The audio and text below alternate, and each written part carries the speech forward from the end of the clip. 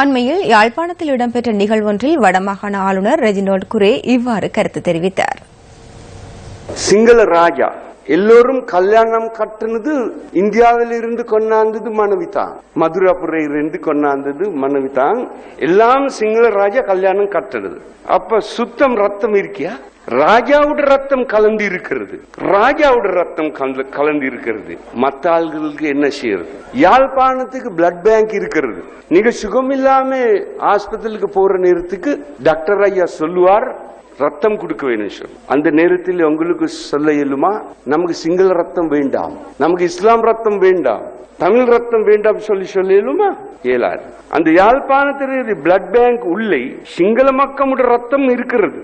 நீங்க சுகம் வந்து பிற்பாடு வீட்டுக்கு வர நேரத்திலே உங்களோட உடையில் ரத்தம் எல்லாம் கலந்து தான் இருக்கிறது. சுத்தம் ரத்தம் போய், சுத்தம் ரத்தம் போய் எல்லாம் மனிதன், எல்லோரும் மனிதன் மாதிரி இருக்க வேண்டும். அது மாத்திரம் இல்லை, விக்னேஸ்வரன் ஐயா பாருங்களே, அவங்களோட மகனே மகளே எல்லாம் கல்யாணம் கட்ட இருக்கிறது யாரு? யாரு? வாசுதேவ நாணக்காரருடைய, கேசரலால் குணசேகரருடைய சிங்கள கல்யாணம் கட்ட இருக்கிறது. அது மட்டும் இல்லை, திரு நடேசன் யாரு கல்யாணம் கட்ட இருக்கிறது? நிருபமா ராஜபக்ஷ.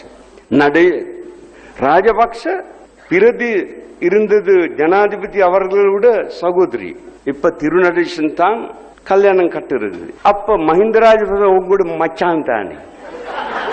என்ன பேசுறது? அவரோட மச்சான் தான். என்னத்துக்கு சண்டை பிடிக்கிறது? எல்லோரும் மனிதனுக்கு ஒரே மாதிரி சேவை செய்ய வேண்டும், கௌரவம் செய்ய வேண்டும். எல்லோரும் பாருங்களே, இந்த அந்த பக்கத்தில் வெள்ளவத்த, அந்த கொழும்பு பக்கத்திலே மிகவும் கோவில் கட்டுறது பிரச்சனை இல்லை. இருக்கியா? இருக்கியா? கோவில் கட்டுறதுக்கு பிரச்சனை இருக்கியா? இல்லை, ஒன்றும் இல்லை. கோவில் கட்ட இயலும்.